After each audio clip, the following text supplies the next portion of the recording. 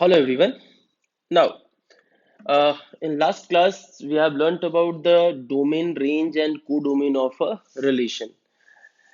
In today's class, what we will learn is types of relation. There are various types of relation and how we will distinguish the different types of relation. Before that, before that, okay, then first we will start types of relation and after that we will solve various types of questions. So first we will start types of relations. Types of relations. Okay. First is void or empty relation. First is void or empty relation.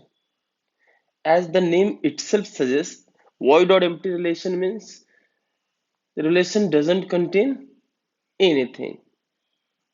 Let capital A be a set, then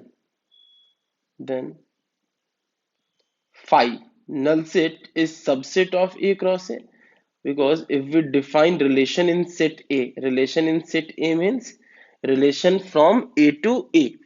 So we know that phi is subset of every set.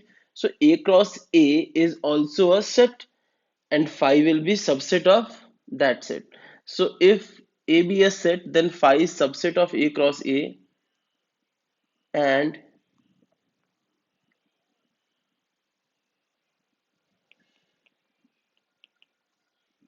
it is a relation on A.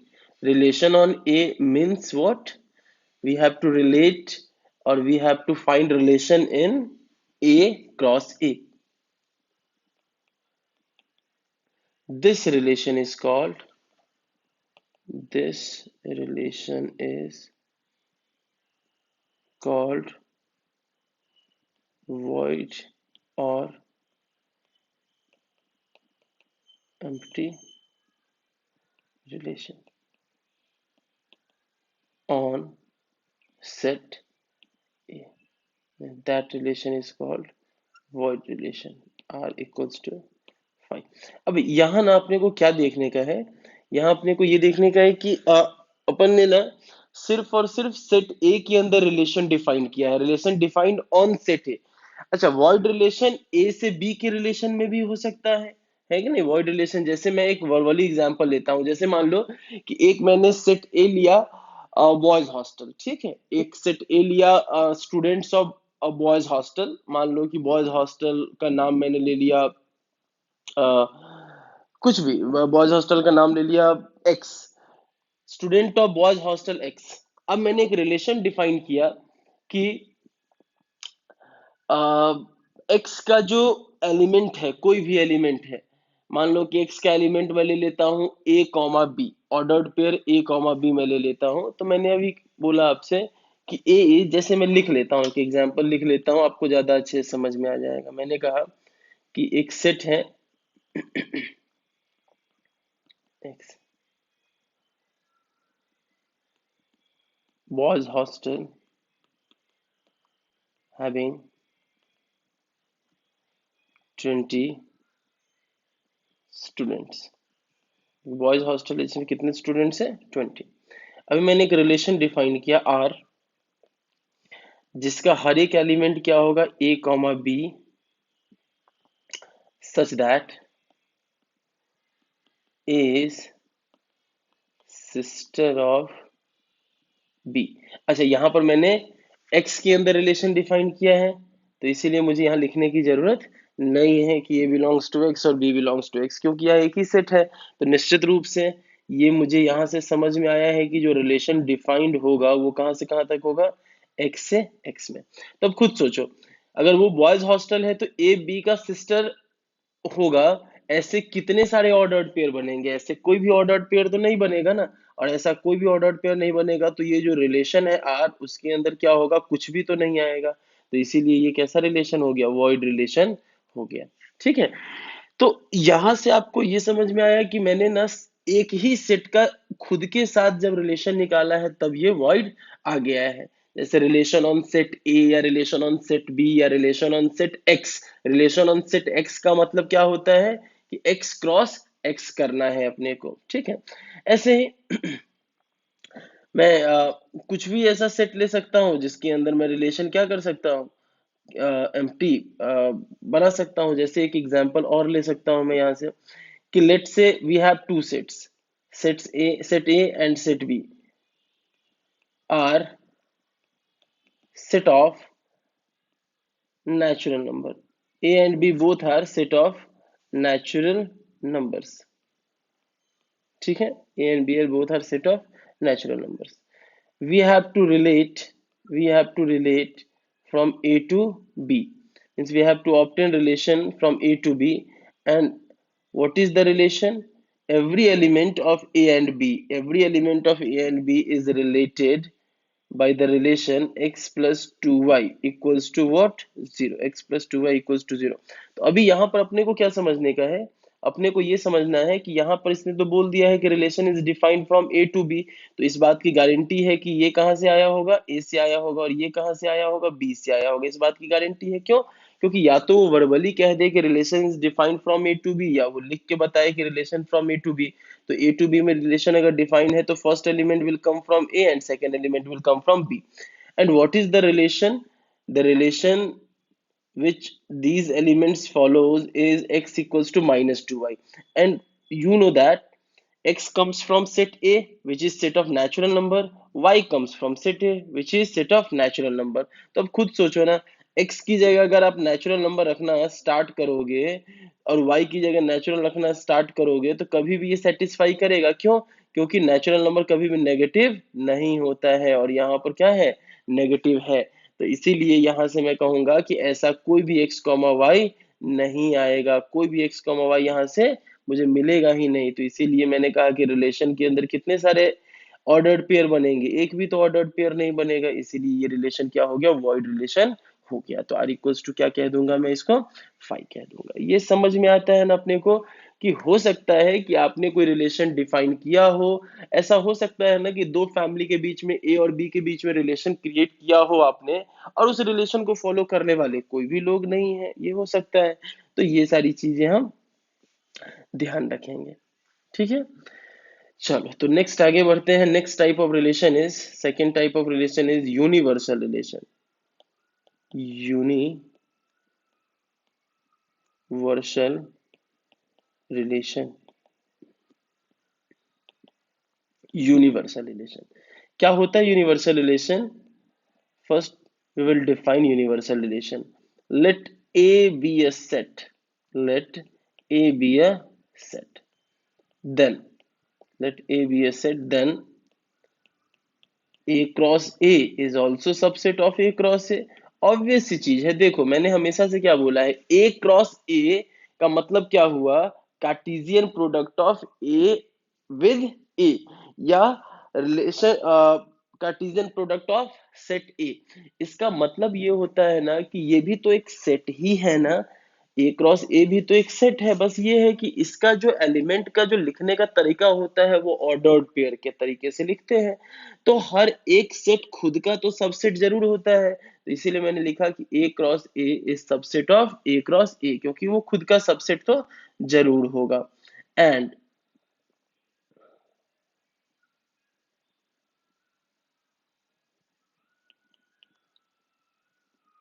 It is a relation on A. Obvious सी चीज है, ए cross ए set ए में क्या होता है, relation होता है ना। तो this relation is called the universal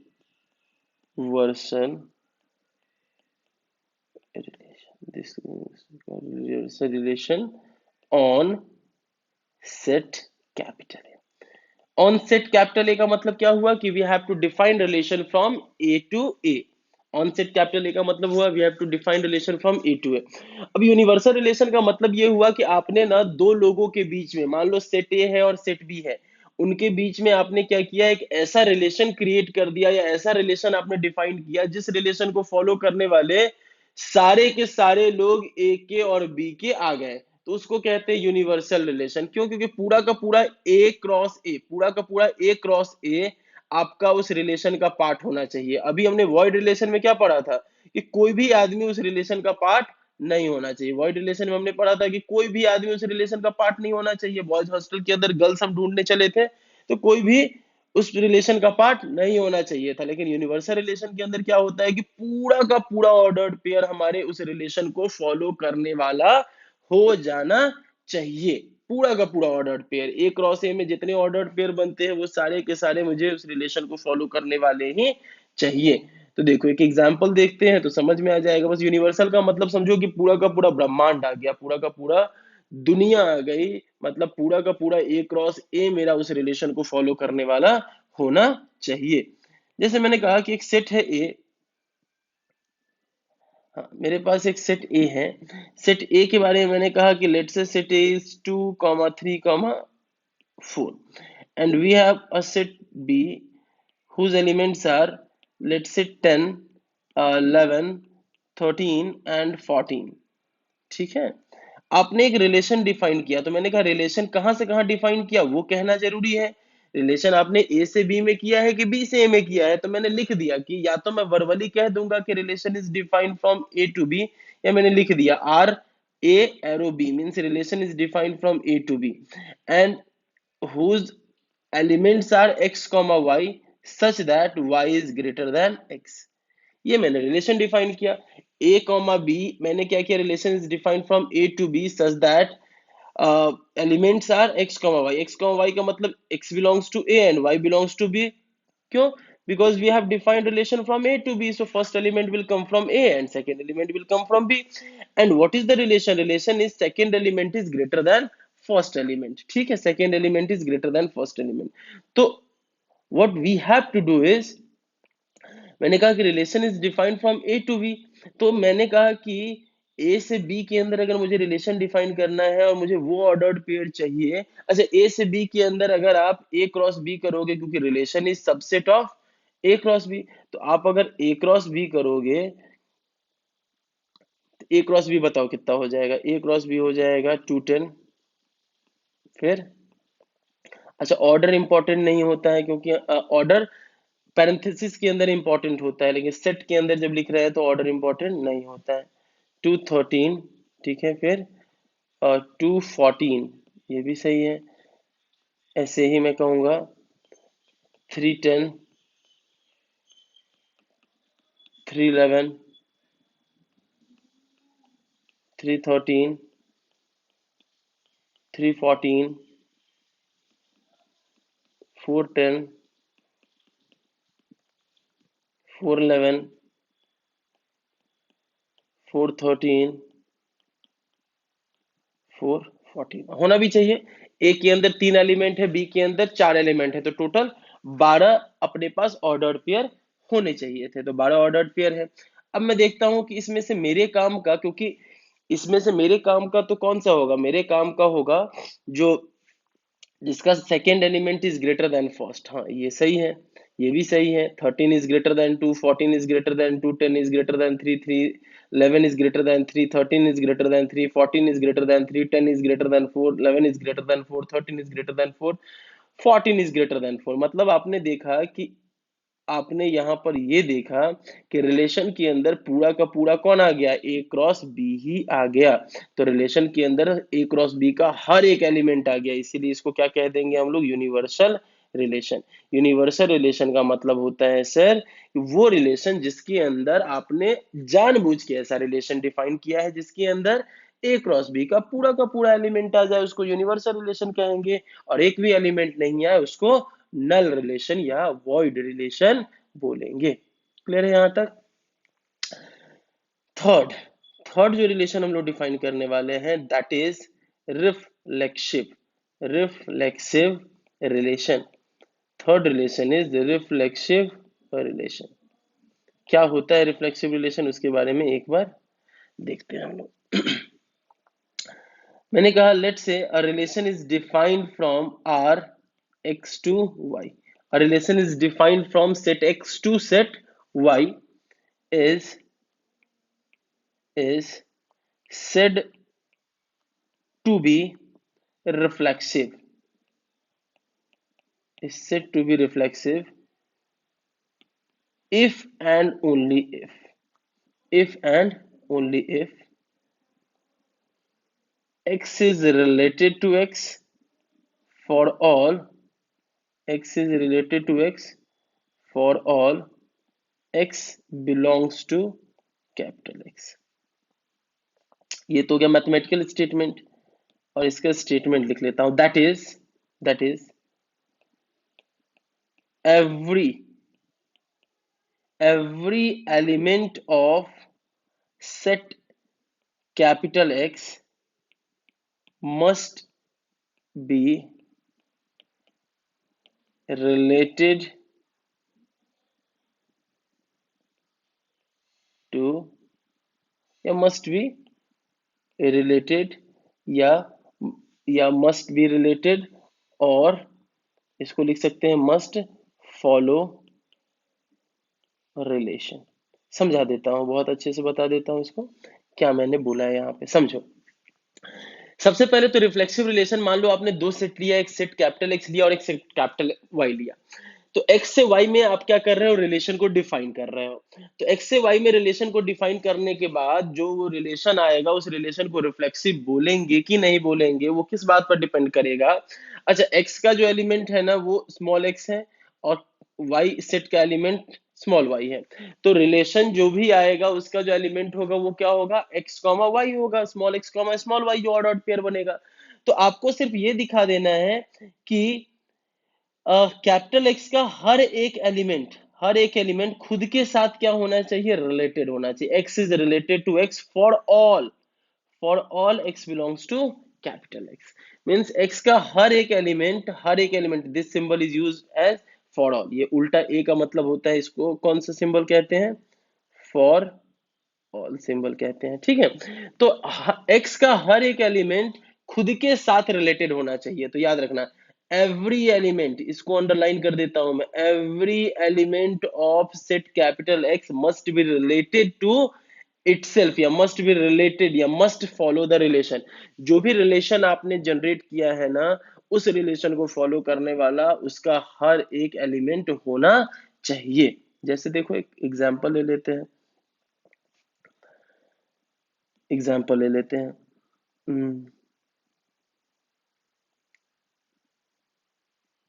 यहाँ पर मैंने कहा एक रिलेशन में डिफाइन करता हूं, एक रिलेशन डिफाइन करता हूं इन सेट ए, या ए से ए में, ठीक है। एक रिलेशन डिफाइन करता हूं ए से ए में, A is less than equals to B cube, A is less than equals to B cube. A से बी में कर लेता हूं, ए से बी में कर लेता हूं, ज्यादा अच्छा होगा। मैंने रिलेशन क्या डिफाइन किया है, अच्छा इसका हर एक एलिमेंट क्या होगा, A comma B, A comma B होगा, such that A is less than equals to, क्या मैंने बोला, बी क्यू। तो मुझे ये प्रूफ करना है कि क्या हर एक एलिमेंट ए का उसी रिलेशन को फॉलो करता है क्या। तो मैंने कहा कि बी की जगह मैं क्या लिख देता हूं, बी की जगह मैं क्या लिख दूं, ए लिख दूं। मतलब मुझे ये प्रूफ करना है कि A is less than equals to A cube, is less than equals to A cube. तो A is less than equals to अगर मैं ए क्यूब करता हूं, तो क्या ये रिलेशन हर एक ए के लिए फॉलो होता है क्या। तो हम चेक कर लेंगे, ये कितना हो जाएगा, A square minus one greater than equals to zero, ठीक है। तो ये तो ग्रेटर देन और इक्वल्स टू का साइन हुआ। तो अगर मैंने कहा कि ए की वैल्यू जब जीरो हो जाए, ए की वैल्यू जब वन हो जाए, और ए की वैल्यू जब माइनस वन हो जाएगा, इस केस के अंदर ये आंसर मेरा क्या आएगा, इक्वल्स टू जीरो आएगा। तो ये हर एक केस के लिए तो वैलिड नहीं है ना, बहुत सारे ऐसे केस हो जाएंगे, क्योंकि ए के बारे में तो उसने फिक्स नहीं किया है। तो इसीलिए ये अगर मैं रियल नंबर लेता हूं तो बहुत सारे ऐसे रियल नंबर होंगे जिसके लिए ये लेस देन वाला सिंबल भी यूज हो, इसीलिए ये रिफ्लेक्सिव रिलेशन नहीं है, नॉट रिफ्लेक्सिव। तो रिफ्लेक्सिव का मतलब होता है कि हर एक एलिमेंट इस रिलेशन को क्या करे, फॉलो करे, तब जाके मैं उसको रिफ्लेक्सिव कहूंगा। ठीक है, जैसे देखो एक एग्जांपल और ले लेता हूं मैं। If capital x is x1 x2 x3 and capital Y is x1 x2 x3 x4 x5, ठीक है, then which of the following relation is reflexive? आपको ये बताना है कि कौन सा रिलेशन इसमें रिफ्लेक्सिव है। मैंने एक रिलेशन डिफाइन किया है R1। अच्छा, रिलेशन जो भी डिफाइन है वो कहां से कहां तक है, x से y में। रिलेशन जो भी मैं डिफाइन कर रहा हूं कहां से कहां तक, x से y में, सेट x से सेट y, ये बोलना जरूरी है। तो रिलेशन जो मैंने पहला डिफाइन किया है R1, R1 जो रिलेशन है वो क्या है, x1 x1 and x2 x2, एक रिलेशन ये है। b b एक रिलेशन है R2, R2 मैंने रिलेशन लिया है x1 x1 x2 x2 x3 x3, ठीक है।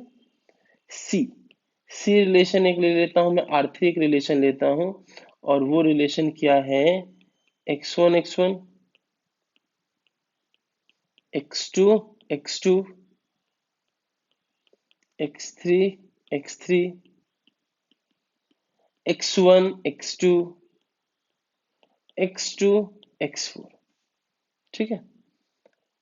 डी रिलेशन में लेता हूं R4, एक रिलेशन है x1 x1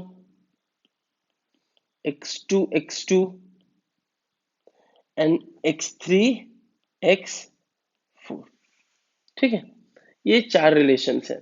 आपको बताना है कि ए से बी में अगर मैंने रिलेशन डिफाइन किया, एक्स से वाई में मैंने रिलेशन डिफाइन किया है, तो इन चारों में से कौन सा रिलेशन रिफ्लेक्सिव है, ये आपको बताना है।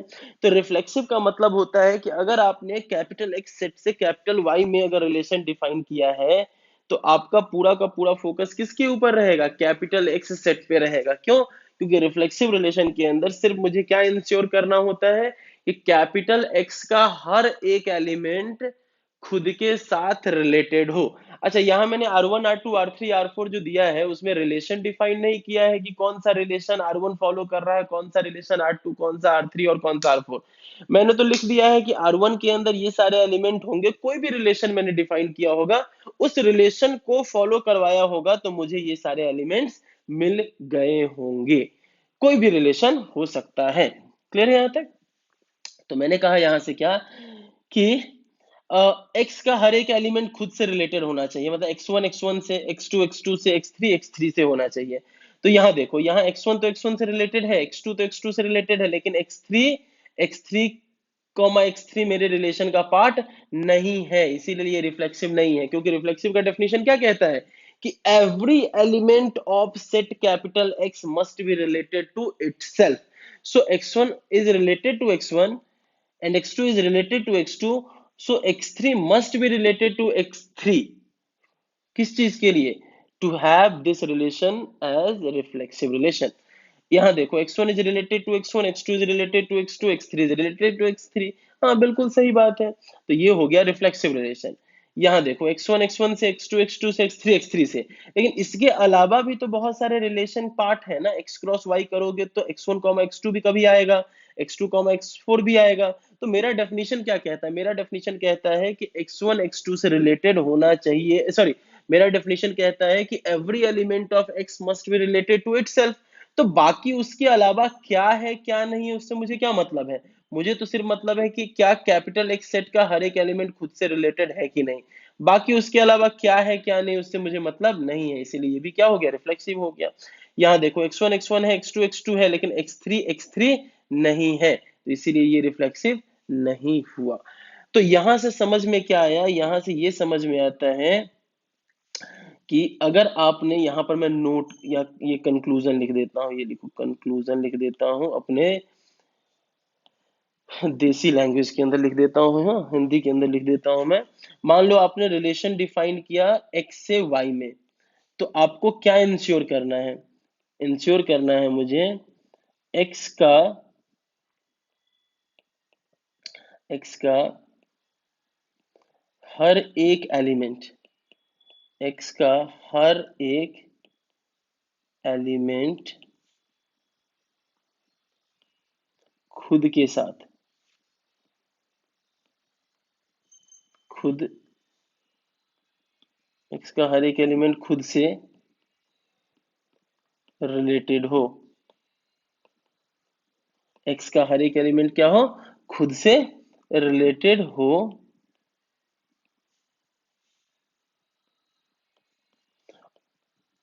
उसके अलावा,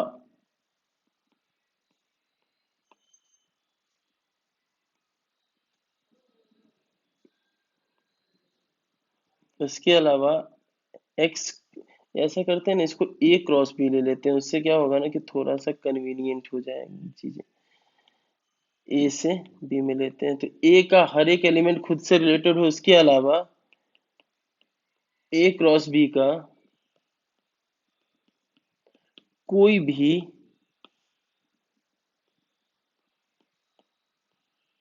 ऑर्डर्ड पेयर हो, उससे क्या नहीं है, मतलब नहीं है। ये कंक्लूजन हो गया, ठीक है, अपने देसी लैंग्वेज के अंदर ये कंक्लूजन हो गया। क्या है कंक्लूजन, ये मैं बता दूं। मैंने कहा कि अगर ए से बी में अगर आपने रिलेशन डिफाइन किया है तो वो रिफ्लेक्सिव तभी कहलाएगा जब ए का हर एक एलिमेंट खुद के साथ क्या हो, रिलेटेड हो, ए का हर एक एलिमेंट खुद के साथ क्या हो, रिलेटेड हो। उसके अलावा यहाँ देखो ना, x1 x2 तो यहाँ पर सेट x का हर एक एलिमेंट खुद के साथ रिलेटेड हो गया ना। इसके अलावा क्या है मुझे क्या फर्क पड़ता है, हाँ लेकिन जो भी है वो एक्स क्रॉस वाई का ही क्या है, एक्स क्रॉस वाई का ही ऑर्डर्ड पेयर है। तो उसके अलावा और क्या ऑर्डर्ड पेयर लिखे हैं उससे मुझे मतलब नहीं है, मुझे तो सिर्फ और सिर्फ क्या देखना है कि ए सेट का हर एक एलिमेंट खुद के साथ रिलेटेड है कि नहीं है, बस ये देखना है। उसके अलावा कोई है या नहीं है उससे मुझे मतलब नहीं है, लेकिन जो भी है वो कौन सा होना चाहिए, ए क्रॉस बी का ऑर्डर्ड पेयर ही होना चाहिए, ठीक है। Next, next relation is identity relation. Next relation is identity relation. Identity relation, इसको ऐसे भी रिप्रेजेंट करते हैं, आई एक्स का मतलब हो गया, आई एक्स का मतलब हो गया identity relation on set x, इसका मतलब ये होता है, ठीक है। क्या होता है आइडेंटिटी रिलेशन, उसके बारे में एक बार देख लेते हैं। तो आइडेंटिटी रिलेशन का जो डेफिनेशन होगा, a relation, a relation R, A to B ले लेता हूं मैं, क्या, relation R defined from set A to set B is said to be, is said to be identity, is said to be identity relation, is said to be identity relation if and only if and only if and only if का मतलब होता है necessary as well as sufficient condition, means इसके अलावा और कोई condition follow करवाने की जरूरत नहीं है। if and only if के बाद में यहाँ पर लिख देता हूँ, if and only if each element of set capital A is related to itself only, यहाँ पर यही जो वर्ड मैंने लिखा है ना ओनली, बस इससे सारी चीजें क्लियर हो जाएंगी। देखो रिफ्लेक्सिव रिलेशन में क्या था, रिफ्लेक्सिव रिलेशन में हमने कहा कि अगर आपने ए से बी के अंदर अगर किसी रिलेशन को डिफाइन किया है तो वो रिफ्लेक्सिव तभी होगा जब सेट ए का हर एक एलिमेंट उस रिलेशन को खुद के साथ फॉलो करेगा, तब उसको मैं कहूंगा रिफ्लेक्सिव होगा। उसके अलावा और क्या है क्या नहीं है उससे मुझे मतलब बिल्कुल भी नहीं है।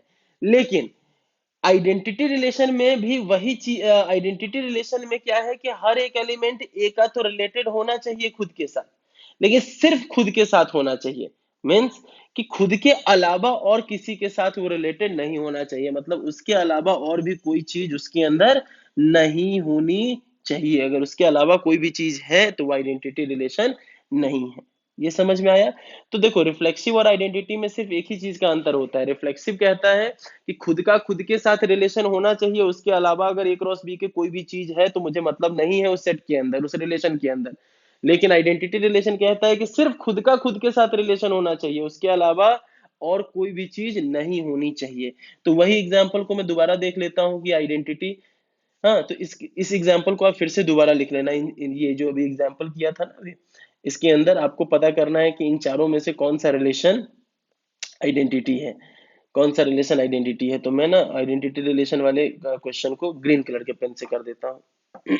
देखो तो आइडेंटिटी रिलेशन का मतलब क्या हो गया, सेट एक्स से सेट वाई में आइडेंटिटी का मतलब हो गया कि कैपिटल एक्स सेट जो है उसका हर एक एलिमेंट उस रिलेशन को फॉलो करना चाहिए। तो यहाँ देखो x1 है, x2 है, लेकिन x3 नहीं है, इसीलिए ये आइडेंटिटी रिलेशन नहीं है। ग्रीन कलर से मैं बता रहा हूँ कि आइडेंटिटी है या नहीं है।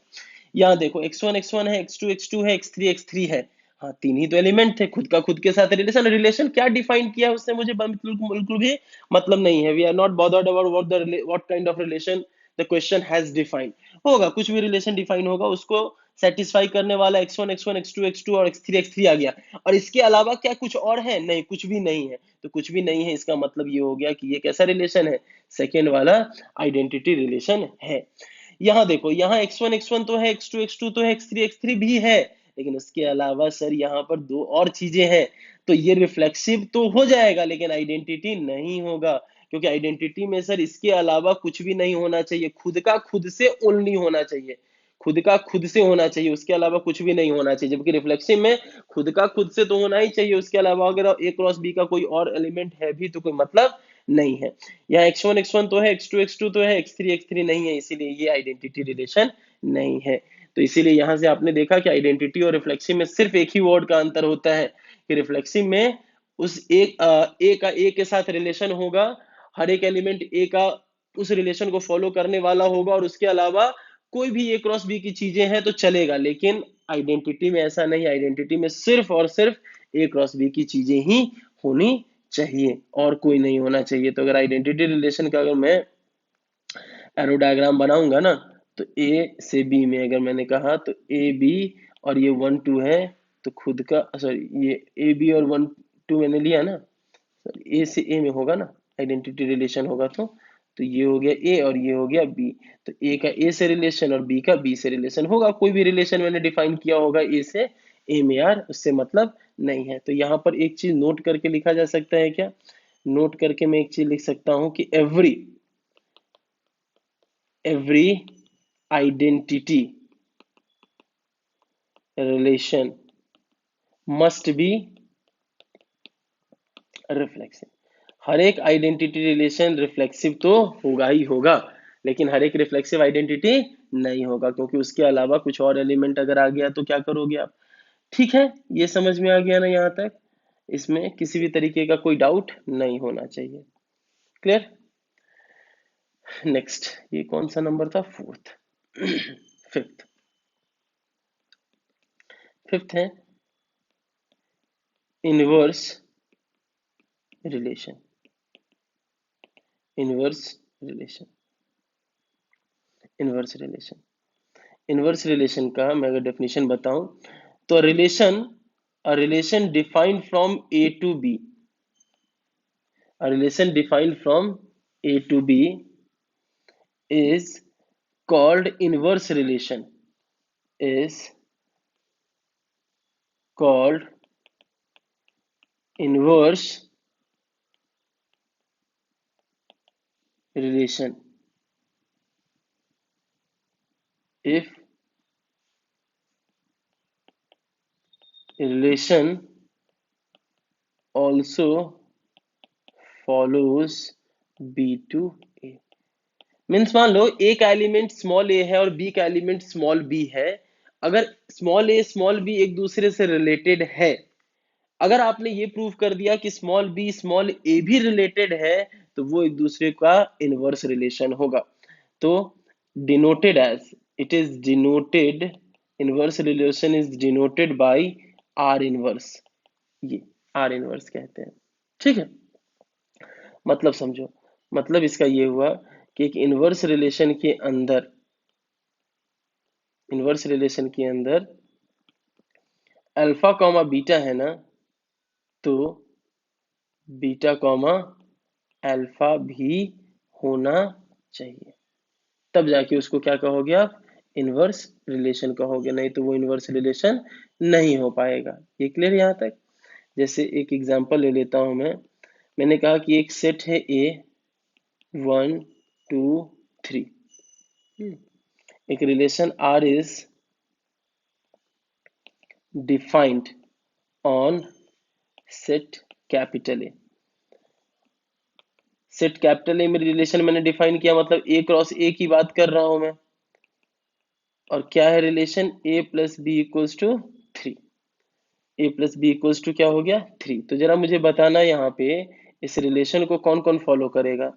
इस रिलेशन को फॉलो करेगा 1,2, क्योंकि ए प्लस बी इक्वल्स टू 3। अच्छा 2,1 करेगा क्या, हाँ बिल्कुल 2,1 करेगा। और कोई करेगा क्या, नहीं, और बिल्कुल नहीं करेगा। अच्छा ये जो है ये ए क्रॉस ए का ही तो पार्ट है, क्योंकि ए क्रॉस ए के अंदर 9 एलिमेंट्स आएंगे, तो कभी ना कभी ये भी तो एलिमेंट्स आएंगे कि नहीं आएंगे, तो ये भी आएंगे। तो इसीलिए अगर मेरे से किसी ने कहा कि इस आर का इनवर्स निकालो, तो आर का अगर मुझे कोई इनवर्स निकालने के लिए कहेगा, तो आर इनवर्स क्या होगा, ठीक उल्टा कर दो। आर इनवर्स 1,2 को उल्टा करो, कितना हो जाएगा 2,1। 2,1 को उल्टा करो तो ये क्या हो गया 1,2। ठीक है, यहाँ पर आर इनवर्स और आर क्या हो गया, बराबर हो गया। तो कोई बात नहीं, हो भी सकता है कि आर इनवर्स आर बराबर हो जाए। तो आर इनवर्स निकालना हो ना, तो ए कॉमा बी को क्या कर दो, बी कॉमा ए कर दो, बस हो गया। आर इनवर्स निकालना हो तो ए कॉमा बी को बी कॉमा ए कर दो।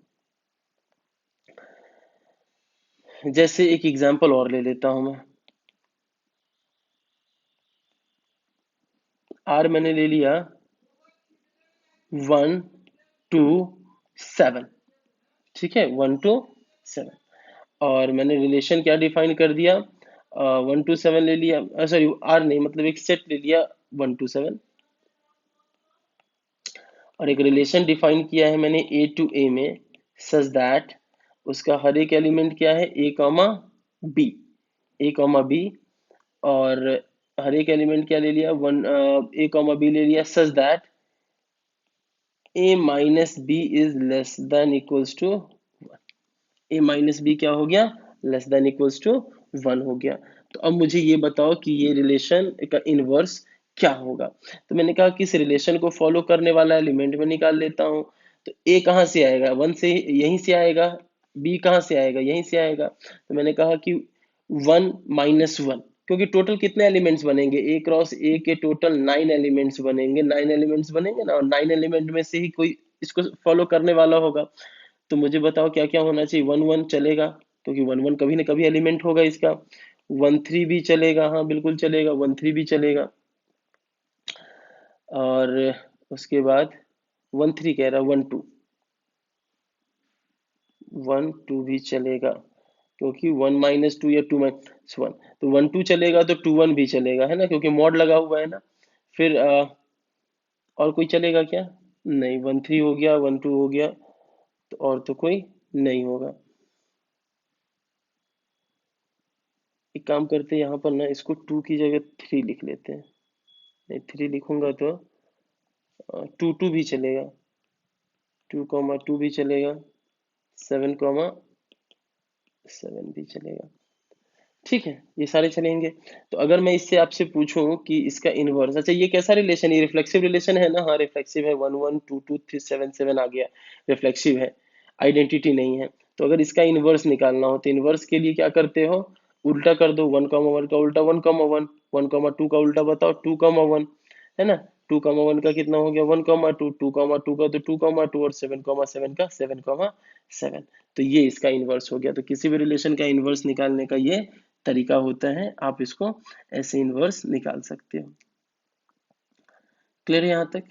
तो ये हो गया अपने पास, यहाँ से सारी चीजें अपने समझ में आ गई। ठीक है, एक और क्वेश्चन लिखते हैं। A set capital A where a comma b belongs to capital A has relation R, और रिलेशन क्या है, a is greater than equals to b। ये एक रिलेशन डिफाइन किया है कि a is greater than equals to b। तो आपको बताना है कि इन दोनों स्टेटमेंट में से कौन सा स्टेटमेंट सही है। पहला statement is R is reflexive, और दूसरा है R is identity. R is reflexive है कि आर आइडेंटिटी है, इसके बारे में आपको बताना है। तो मैंने कहा कि A is greater than equals to क्या है, B. A is greater than equals to B.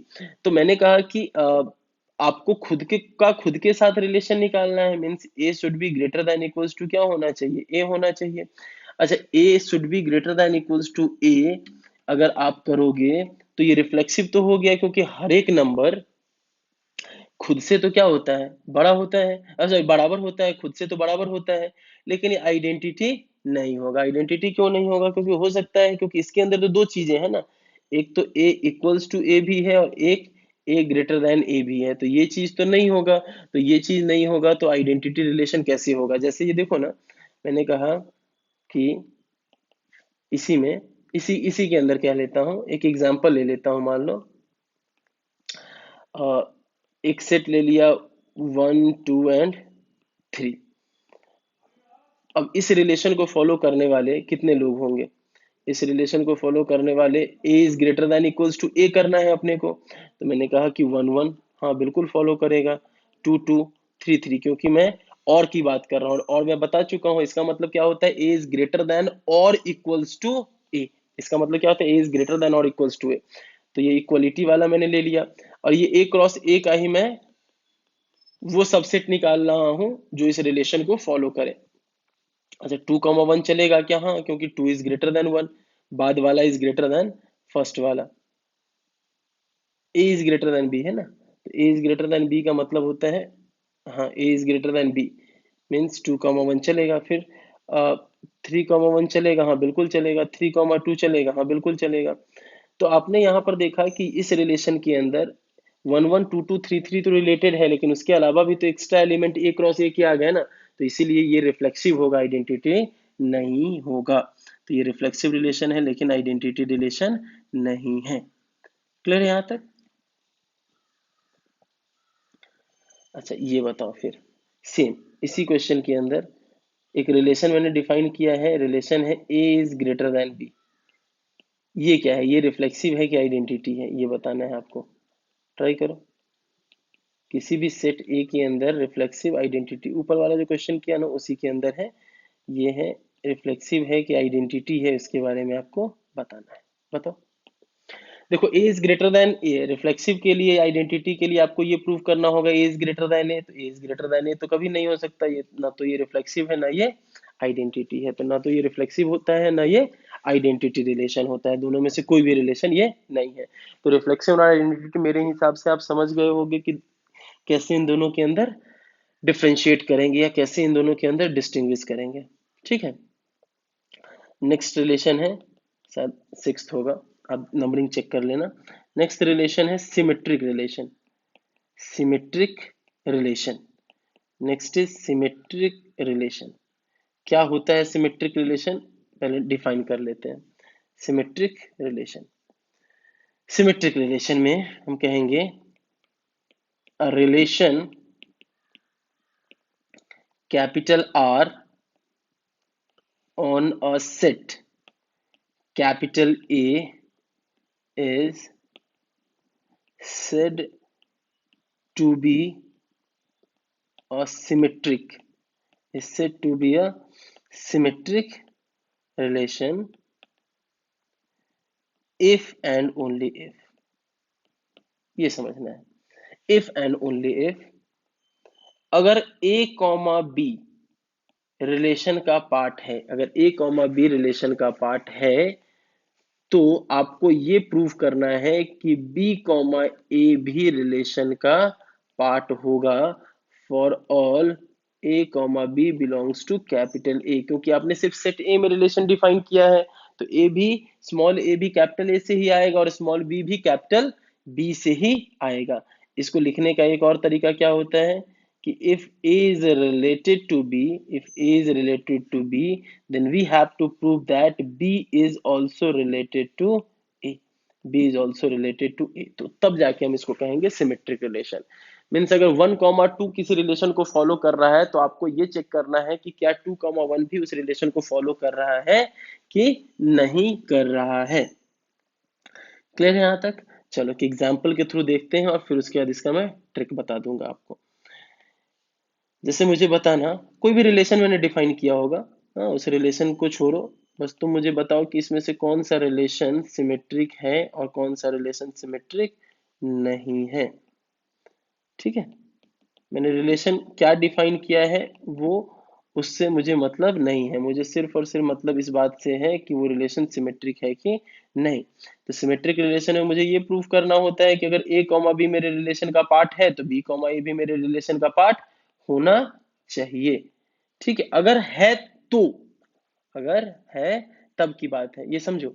If and only if this belongs to R, अगर है ये है तब ये होना चाहिए, तब ये होना चाहिए। मीन्स ये होगा, ये आपका पार्ट होगा, तब जाके मुझे ये प्रूव करना है कि ये भी मेरा पार्ट है कि नहीं। ठीक है, तो चल इन तीन में से मुझे बताओ कौन सा रिलेशन सिमेट्रिक रिलेशन है। देखो 1,2 मेरे रिलेशन का पार्ट है, तो क्या 2,1 है? हाँ है, हो गया। तो फिर ये कैसा रिलेशन है? सिमेट्रिक रिलेशन हो गया।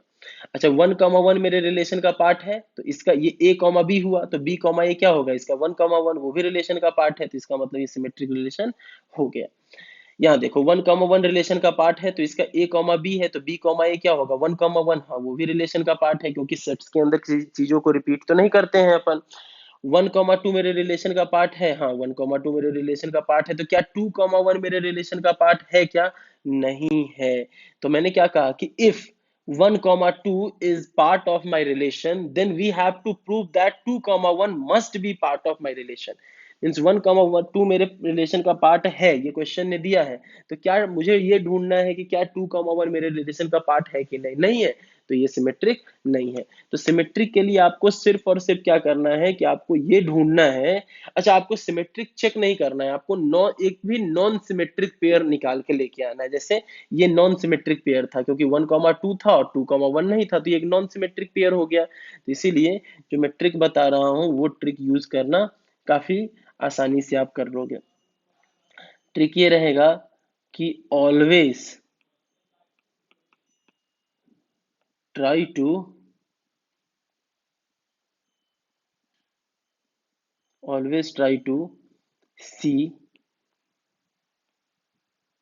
Any non symmetric pair. आपको क्या करना है? सिर्फ और सिर्फ कम से कम एक नॉन सिमेट्रिक पेयर ढूंढ के ले आना है। इन सेट ए क्रॉस ए, ए क्रॉस ए में कम से कम एक नॉन सिमेट्रिक पेयर आप ढूंढ के ले आए, तो वो क्या हो जाएगा? नॉन सिमेट्रिक हो जाएगा। अगर एक भी नॉन सिमेट्रिक पेयर नहीं मिला, तो वो क्या हो जाएगा? सिमेट्रिक हो जाएगा। ये समझ में आया? क्लियर है यहाँ तक? नेक्स्ट एक क्वेश्चन मैं आपको देता हूं होमवर्क के लिए, आप इसको करके आना। Phi is reflexive. फाई क्या है? Null set. नल सेट के बारे में बताना है कि फाई रिफ्लेक्सिव है कि phi is symmetric. Phi reflexive है या फाई सिमेट्रिक है, इसके बारे में आपको पता करके आना है कि फाई रिफ्लेक्सिव पेयर है कि फाई सिमेट्रिक पेयर है। फाई क्रॉस फाई आपने relation define from phi cross phi means phi cross phi, phi क्या है, नल सेट है, ये हमको तो पता ही है कि आपने नल सेट के अंदर एक रिलेशन डिफाइन किया है। नल सेट के अंदर जो रिलेशन डिफाइन किया है वो रिफ्लेक्सिव और सिमेट्रिक में से क्या होता है, ये आपको पता करके आना है। ठीक है, ये आपका होमवर्क है। नेक्स्ट, चलो आगे बढ़े, फिर एक क्वेश्चन देख लेते हैं। देखो क्वेश्चन है, कैपिटल एक्स एक सेट है ए बी सी का, और कैपिटल वाई एक सेट है A B C D E and F का। हम्म, तो आपको बताना है then which of the which of the following relations is या आर सिमेट्रिक। आपको बताना है कि इनमें से कौन सा रिलेशन सिमेट्रिक है। रिलेशन क्या है मुझे नहीं पता, बस मैंने रिलेशन डिफाइन करके आपको दिया है। पहला रिलेशन क्या है, वॉइड रिलेशन मीन्स फाई। दूसरा रिलेशन, क्योंकि फाई भी तो एक रिलेशन होता है ना, ए कॉमा बी। रिलेशन कहां से कहां तक डिफाइन है, एक्स से वाई में डिफाइन है, एक्स से वाई में डिफाइन है relation. Relation is defined from set X to set Y. A B comma B A comma A C comma C A comma A. एक और ले लेता हूं मैं, आर फोर रिलेशन ले लेता हूं मैं, ए ए बी बी सी सी। ठीक है। अच्छा, आपको यहाँ पे बताना है कि ये रिफ्लेक्सिव है, सॉरी आपको बताना है कि सिमेट्रिक है कि नहीं। तो सिमेट्रिक रिलेशन के लिए आपको क्या देखना है, कम से कम एक नॉन सिमेट्रिक पेयर ढूंढना है, सिर्फ एक नॉन सिमेट्रिक पेयर। ट्राई करो।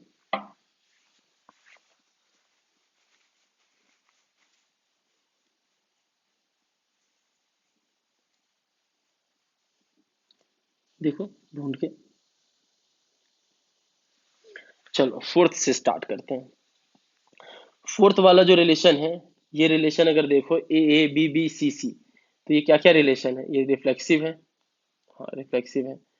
ये आइडेंटिटी है, हाँ आइडेंटिटी भी है, क्योंकि सिर्फ एक्स का हर एक एलिमेंट खुद से ही रिलेटेड है। क्या ये सिमेट्रिक है, तो सिमेट्रिक के लिए हम उल्टा चलते हैं। हम ढूंढेंगे कि ए मेरे पास है तो क्या इसका उल्टा क्या होगा, ए।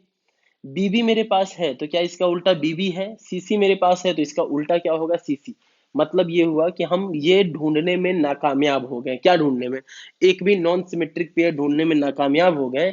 इसीलिए ये जो फोर्थ एग्जाम्पल है वो क्या हो जाएगा, सिमेट्रिक हो जाएगा। तो देखो, रिफ्लेक्सिव आइडेंटिटी के लिए हम लोग सीधा चलते हैं। सीधा का मतलब क्या हो गया कि हर एक एलिमेंट का रिलेशन खुद के साथ निकालते हैं, लेकिन सिमेट्रिक के लिए हम उल्टा चलते हैं। सिमेट्रिक के लिए क्या करते हैं कि कम से कम एक नॉन सिमेट्रिक पेयर ढूंढने की कोशिश करते हैं। जैसे R3 में देखो, इन R3, अब देखो ए बी है, अब देखो ए बी है तब जाके मैं बी ए ढूंढूंगा। यही बोला ना मैंने, A and B are related, then we have to show that B and A are also related. A B है तो बी ए है क्या, हाँ बिल्कुल है। और ऑब्वियस ही चीज है, बी ए है तो ए बी है, तो ये तो काम हो गया मेरा। ए सी है तो क्या सी ए है, हाँ बिल्कुल, और सी ए है तो ए सी है। ए है तो क्या इसका उल्टा ए है, हाँ है। इसका मतलब ये हुआ कि मैं एक भी नॉन सिमेट्रिक पेयर इसमें ढूंढ पाया नहीं, एक भी नॉन सिमेट्रिक पेयर नहीं ढूंढ पाया, इसीलिए ये क्या हो जाएगा, सिमेट्रिक हो जाएगा। क्लियर। नेक्स्ट, ए बी है तो क्या बी ए है, नहीं, बी ए नहीं है, इसीलिए क्या हो जाएगा, सिमेट्रिक नहीं होगा। ये क्या हो जाएगा, नॉन सिमेट्रिक। क्यों, क्योंकि यहां पर आपने देखा कि बी कॉमा ए मेरे रिलेशन का पार्ट नहीं है, बी कॉमा ए मेरे रिलेशन का पार्ट नहीं है, इसीलिए क्या हो जाएगा, नॉन सिमेट्रिक हो जाएगा। एंड ये फाई के बारे में आपको मैंने बोला था ना। तो ये मेरे पास सिमेट्रिक होगा। क्यों सिमेट्रिक होगा? फाई सिमेट्रिक इसलिए होगा क्योंकि मैं इसके अंदर एक भी ऐसा पेयर नहीं ढूंढ पा रहा हूं जो इस लॉजिक को सेटिस्फाई करे कि ए कॉमा बी अगर रिलेशन का पार्ट है तो बी कॉमा ए भी रिलेशन का पार्ट होना चाहिए। मतलब मैं फेल हो गया इसके अंदर नॉन सिमेट्रिक पेयर ढूंढने में। इसीलिए फाई क्या होता है? सिमेट्रिक रिलेशन होता है। तो यहां से याद रखना, सिमेट्रिक के अंदर हम लोग क्या ढूंढते हैं? हम लोग एक नॉन सिमेट्रिक पेयर ढूंढने की कोशिश करते हैं कि ए कॉमा बी अगर उसका पार्ट है तो आप ये ढूंढो कि बी कॉमा ए उसका पार्ट है कि नहीं।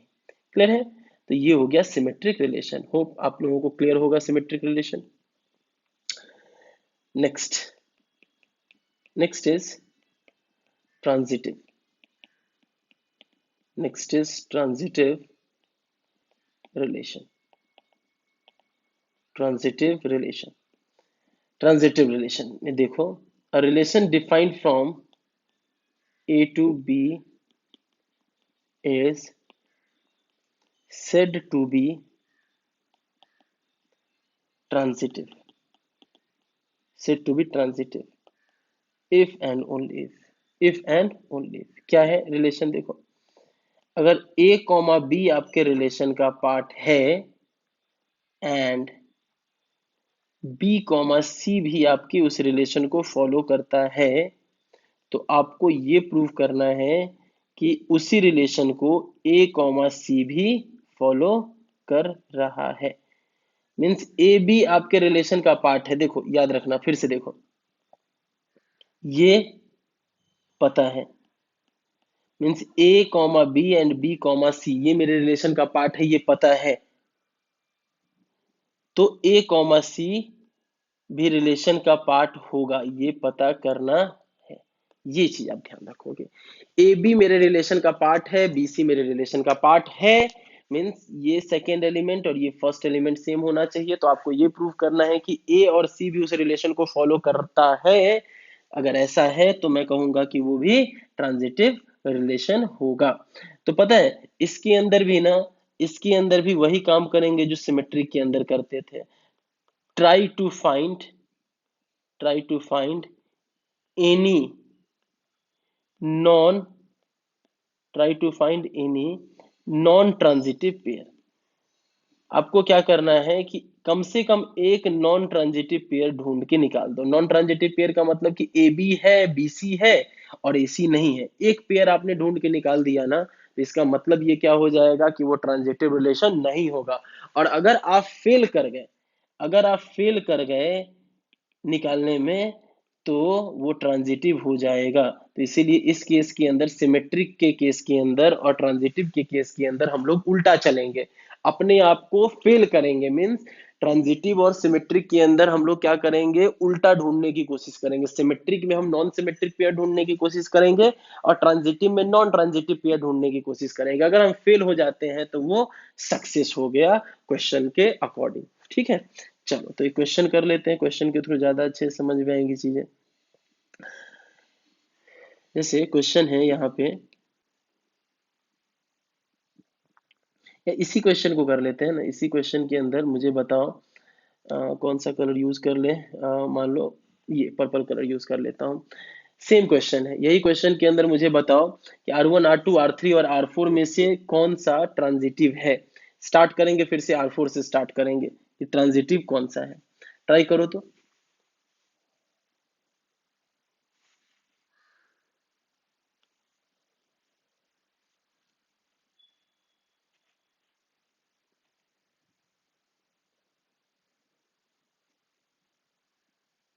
देखो मैंने कहा कि ए है, ए है, तो क्या बाद में जो ए है पहले कहीं पर है? नहीं।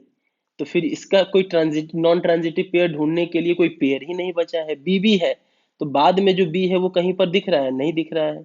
सी सी है, सी सी है, लेकिन बाद में जो सी है वो कहीं नहीं दिख रहा है। इसीलिए मैं इसमें फेल हो गया, क्या ढूंढने में?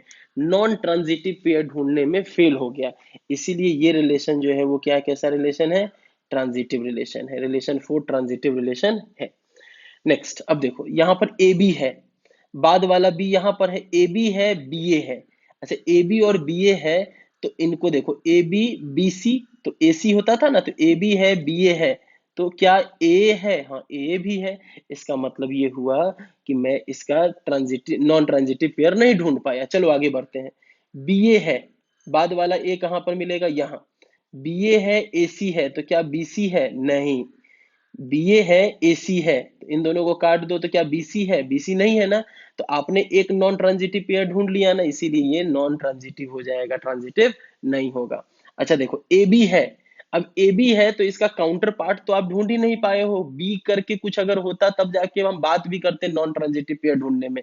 तो यहाँ पर तो हम फेल हो गए ये ढूंढने में नॉन ट्रांजिटिव पेयर, इसीलिए ये कैसा रिलेशन हो जाएगा, ये ट्रांजिटिव रिलेशन हो जाएगा। तो every singleton relation is transitive, और ये भी ट्रांजिटिव हो जाएगा। क्यों, क्योंकि यहां पर भी तो मैं ढूंढ नहीं पाऊंगा ना, मेरे पास पेयर होगा ए बी और बी सी का, तब तो मैं ट्रांजिटिव के बारे में बात करूंगा या नॉन ट्रांजिटिव के बारे में बात करूंगा।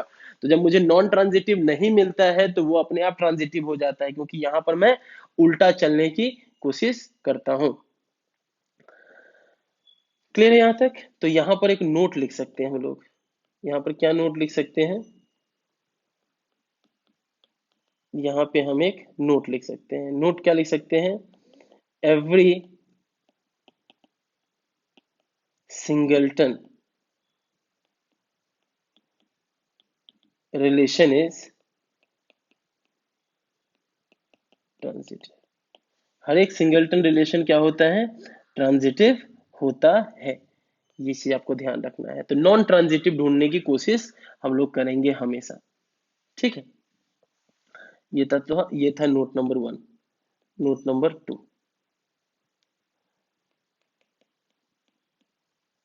Every null relation is symmetric and transitive relation। हर एक नल रिलेशन सिमेट्रिक भी होता है और ट्रांजिटिव भी होता है। Third, universal and identity. Universal and identity relations are reflexive as well as symmetric। ठीक है, तो एक एग्जांपल लेके आप इसको चेक कर लेना। ठीक है, हमने तो बहुत सारे एग्जांपल्स लिए हैं और अभी काफी सारे एग्जांपल लेंगे। लास्ट जो रिलेशन है, आई थिंक 8th, वो है इक्विवेलेंस रिलेशन। इक्विवेलेंस, अच्छा ये ना क्लास 12th के अंदर एक क्वेश्चन, क्लास 12th के बोर्ड के अंदर एक क्वेश्चन यहाँ पे आएगा आपका। 12th बोर्ड के अंदर ये काम आएगा, इसीलिए मैंने यहाँ पर डिटेल में पढ़ा दिया है। क्लास 12th बोर्ड के अंदर एक क्वेश्चन इक्विवेलेंस रिलेशन से आता है, और काफी बार जेई मेंस के अंदर भी इससे क्वेश्चंस आ जाते हैं इक्विवेलेंस रिलेशन प्रूव करने के लिए। तो इक्विवेलेंस रिलेशन से रिलेटेड एक क्वेश्चन क्लास 12th बोर्ड में आएगा, तो यहाँ पर ही आप देख लो। a relation a relation from set capital A to set capital B। a relation from set capital A to set capital B is said to be equivalence if and only if it is।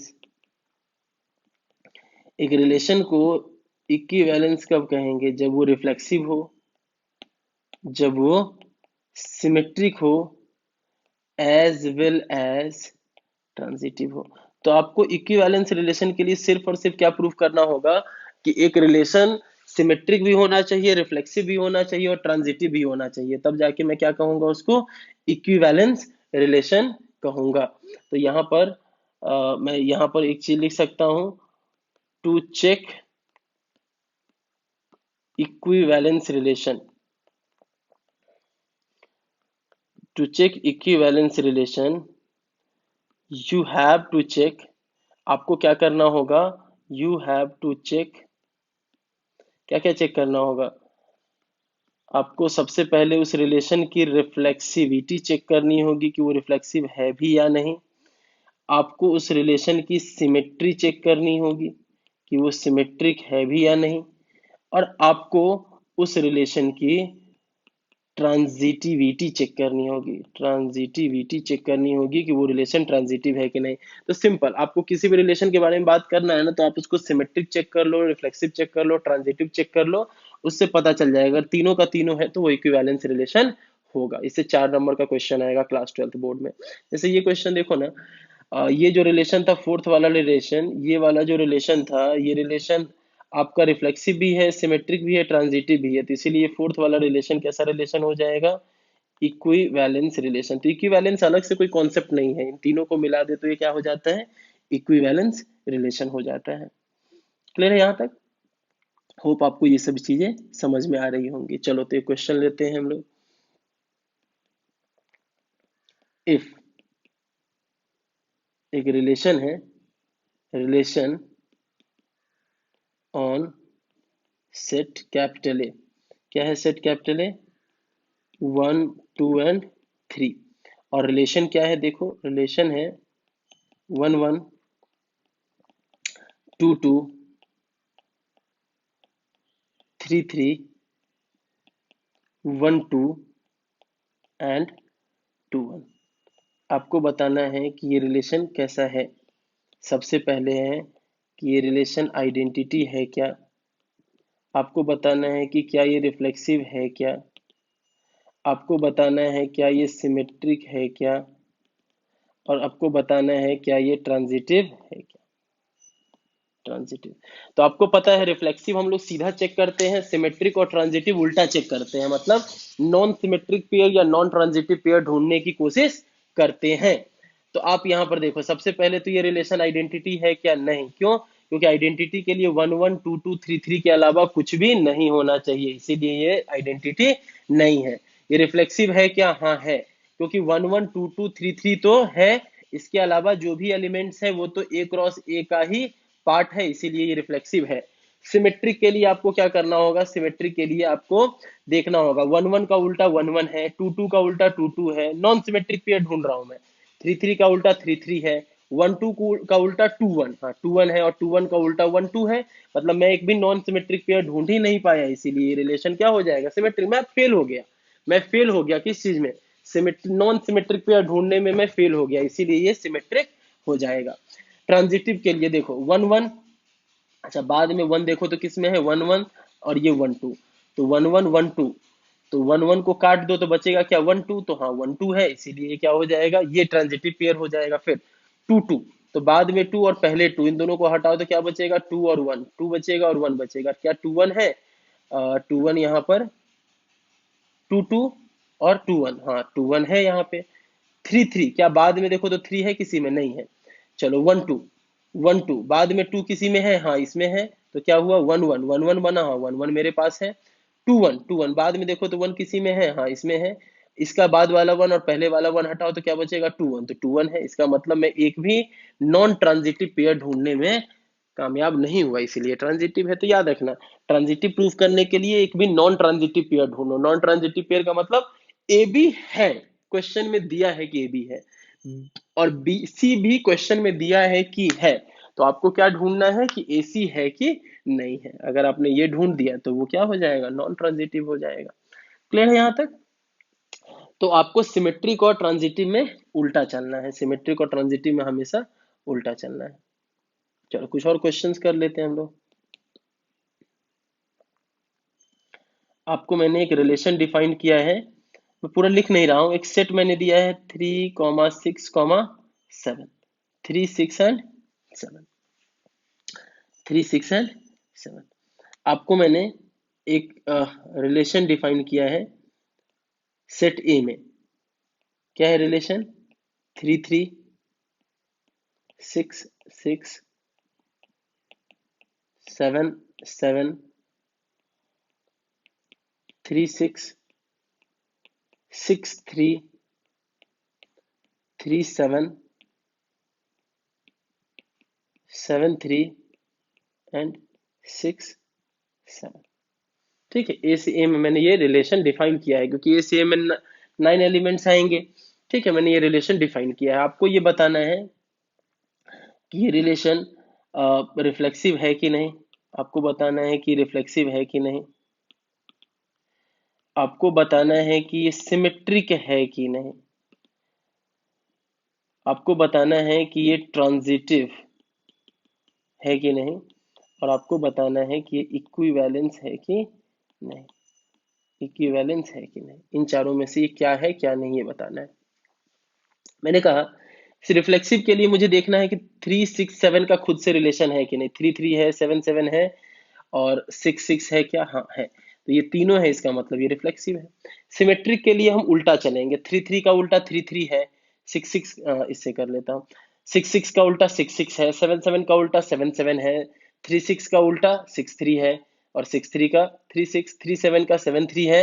लेकिन 6 7 का उल्टा 7 6 नहीं है, इसीलिए symmetric नहीं होगा। Symmetric क्यों नहीं है, समझ में आया ना। क्योंकि इसका 7 6 does not belongs to R. 7 6 does not belongs to R, इसीलिए ये सिमेट्रिक नहीं है। चलो ट्रांजिटिव देखें। ट्रांजिटिव के अंदर देखो 3 3, दूसरा कलर ले लेते हैं। 3 3, 3 3 अगर लिया तो बाद में 3 किस में है, बाद वाला 3 3 ये। तो 3 3 3 6, तो क्या 3 6 है, हाँ है। 6 6, ये 6 हटाओ तो 6 3, हाँ 6 3 है। 7 7, ये वाला 7 और ये वाला 7 हटाओ तो 7 3 है, हाँ है। फिर 3 6 है, तो ये वाला 6, ये वाला 6 हटाओ तो बचेगा क्या, 3 3, हाँ 3 3 है। 6 3, ये वाला 3 और ये 3 हटाओ तो 6 3 है, हाँ 6 3 है। 3 और 7, 3 और 7, ये 7 हटाओ और ये 7 हटाओ तो 3 7 है। 7 3, ये 3 और ये 3 हटाओ तो 7 6 है क्या। ये देखो 7 3 और 3 6, 7 3 और 3 6, तो क्या होना चाहिए, 7 6 होना चाहिए। होना चाहिए, देखो ना। 7 3 है। 7 3 मेरे रिलेशन का पार्ट है और 3 6 मेरे रिलेशन का पार्ट है। 7 3 रिलेशन का पार्ट है और 3 6 मेरे रिलेशन का पार्ट है। तो मुझे क्या प्रूव करना होगा कि 7 6 भी मेरे रिलेशन का पार्ट होना चाहिए, लेकिन 7 6 मेरे रिलेशन का पार्ट नहीं है, इसीलिए ट्रांजिटिव नहीं है। और सिमेट्रिक, ट्रांजिटिव, रिफ्लेक्सिव तीनों होता तब तो ये इक्विवेलेंस होता ना, तो इक्विवेलेंस भी नहीं है। क्लियर है यहाँ तक। तो ये अपना थियोरी यहाँ से कंप्लीट हो जाता है। थियोरी वाला पोर्शन अपना कंप्लीट हो गया। और फिर रह जाते हैं कुछ क्वेश्चंस। तो काफी सारे क्वेश्चंस मैं कराऊंगा, तो नेक्स्ट क्लास में इससे रिलेटेड सिर्फ क्वेश्चंस करेंगे। आप पूरा का पूरा सीट कंप्लीट कर सकते हो, पूरी थियरी खत्म हो गई। और क्वेश्चंस भी मैंने बहुत सारे करवा भी दिए हैं। कुछ और क्वेश्चंस, अच्छे क्वेश्चंस मैं अपनी तरफ से करवा दूंगा। ठीक है, इसका यूज क्लास 12th के अंदर बहुत ज्यादा आएगा। अच्छा ये बताओ, मैंने एक रिलेशन डिफाइन किया है पैरेलल लाइंस के बीच में। पैरेलल लाइंस है, ठीक है। तो आपको बताना है कि पैरेलल लाइंस, मान लो कि L1 और L2 दो पैरेलल लाइंस है, उस रिलेशन को फॉलो कर रहे हैं कि L1 is parallel to L2। तो आपको ये पता करना है कि ये रिफ्लेक्सिव है कि नहीं, ये सिमेट्रिक है कि नहीं, और ये ट्रांजिटिव है कि नहीं, ये पता करना है। तो देखो, अगर मैंने कहा कि L1 is parallel to L2, आपने एक रिलेशन डिफाइन किया है, तो मुझे यही तो प्रूव करना है कि L1 is parallel to L1। हाँ, हर एक लाइन खुद के पैरेलल होता है, इसीलिए ये रिफ्लेक्सिव है। Next, L1 is parallel to L2, तो अगर मैं ये प्रूफ कर दूं कि L2 is parallel to L1, तो मैं सिमेट्रिक प्रूफ कर दिया। हाँ बिल्कुल सही बात है। मैंने कहा कि L1 is parallel to L2 और मैं अपने तरफ से ले लेता हूं L2 is parallel to L3, तो क्या इन दोनों को मिला के मैं ये कह पाऊंगा कि L1 is parallel to L3? हाँ बिल्कुल कह पाऊंगा, क्योंकि L1 L2 पैरेलल है और L2 L3 पैरेलल है, तो L1 L3 भी पैरेलल होगा, इसीलिए रिफ्लेक्सिव, सिमेट्रिक, ट्रांजिटिव तीनों होगा। इसीलिए ये क्या हो जाएगा, इक्विवेलेंस रिलेशन भी हो जाएगा। इक्विवेलेंस रिलेशन भी हो जाएगा। ठीक है, यहां तक समझ में आया। ये चीज अपने को समझ में आ जानी चाहिए। अच्छा ये बताओ, एक रिलेशन मैंने डिफाइन किया है, L1 is perpendicular to L2। ये एक रिलेशन मैंने डिफाइन किया है, ये रिफ्लेक्सिव, सिमेट्रिक, ट्रांजिटिव में से क्या होगा, ये मुझे बताओ। रिफ्लेक्सिव होगा क्या, हाँ रिफ्लेक्सिव होगा सर, क्योंकि L1 अगर L2 के परपेंडिकुलर है तो L2 भी L1, सॉरी L1 अगर L2 के परपेंडिकुलर है तो L1 L1 के परपेंडिकुलर तो नहीं होगा ना, तो इसलिए रिफ्लेक्सिव नहीं होगा। सिमेट्रिक होगा, हाँ सिमेट्रिक होगा, क्योंकि L1 अगर L2 के परपेंडिकुलर है तो L2 भी L1 के परपेंडिकुलर होगा। ट्रांजिटिव होगा क्या, देखना पड़ेगा। ट्रांजिटिव में बोला गया है कि L1 L2 के परपेंडिकुलर है, L1 is perpendicular to L2 और L2 is perpendicular to L3। तो आपको क्या प्रूफ करना है कि L1 is perpendicular to L3, ये प्रूफ करना है। तो L1 is perpendicular to L2 and L, और क्या बोला मैंने, L2 इज परपेंडिकुलर टू किसके, L1। L2 is perpendicular to L1, तो ये L3, L2 is perpendicular to L3, मान लो L3 मैंने ये बना दिया। लेकिन इस केस में देखो L1 और L3 आपस में क्या हो गया, पैरेलल हो गया, परपेंडिकुलर थोड़ी ना आया। इसीलिए आपने एक नॉन ट्रांजिटिव पेयर ढूंढ निकाला। इसका मतलब ये क्या हो जाएगा इस केस के अंदर, कि ये क्वेश्चन नॉन ट्रांजिटिव होगा, वो फिर ट्रांजिटिव तो नहीं हो सकता है। क्लियर है यहाँ तक? देख लो इसके अंदर कुछ भी अगर डाउट्स है। चलो तो नेक्स्ट क्लास के अंदर थोड़ा छोटा सा क्लास लेंगे, उसके अंदर काफी सारे क्वेश्चंस करेंगे, 5-6 क्वेश्चंस करेंगे, और फिर next topic fundamental of mathematics हम लोग पढ़ेंगे। तो आपका काम क्या है फंडामेंटल ऑफ मैथमेटिक्स के अंदर, आपका सबसे पहला काम क्या होगा कि आपको नंबर सिस्टम के जितने भी डेफिनेशंस होते हैं, real number, complex number, whole number, natural number, composite number, LCM HCF की प्रॉपर्टीज, तो जितनी भी प्रॉपर्टीज आपको आती है ना, वो सारी की सारी प्रॉपर्टीज आप देख के आओगे, और फिर हम लोग नेक्स्ट क्लास में यहीं से कंटिन्यू करेंगे। तब तक के लिए थैंक यू सो मच।